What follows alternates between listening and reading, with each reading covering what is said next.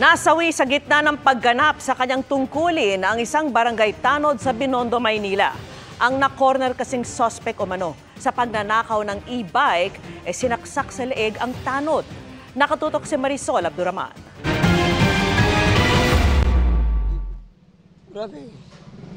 Sobrang malaman namin siya kasi ganun na lang ang sakit na nararamdaman ng mga kaanak ng tanod na si Peton Biazon matapos itong pumanaw sa pagganap ng tungkulin.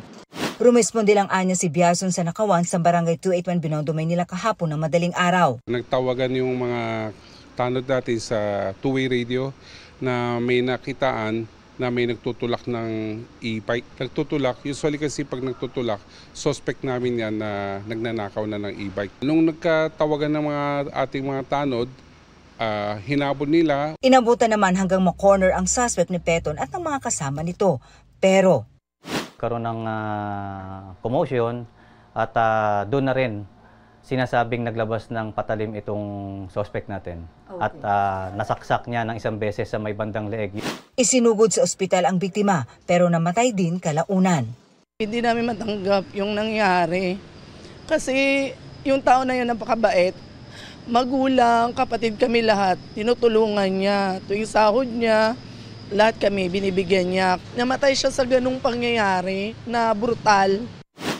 Agad daw na tumakas ang suspect matapos umano ang pananaksak sa biktima. Pero nahuli din siya sa lugar, hindi kalayuan sa pinangyarihan ng krimen matapos ang isinagawang backtracking ng mga pulis.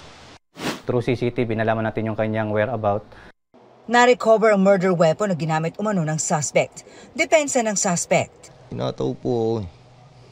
Hindi ko na rin naman po balak lumaban o gumanti na ano. Ang ano ko lang po maprotektahan yung sarili ko.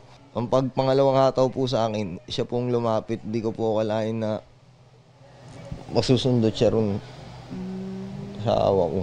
Anong hawak mo? Yung screwdriver. Humingi ng tawad ang suspect na handaan niyang makipag-areglo sa mga kaanak ng biktima. Ilalaban talaga po namin. Hindi po namin hayaan na ganun-ganun na lang pong nangyari sa kapatid ko. Sasampahan ng reklamong murder ang suspect na nakakulong na sa Manila Police District.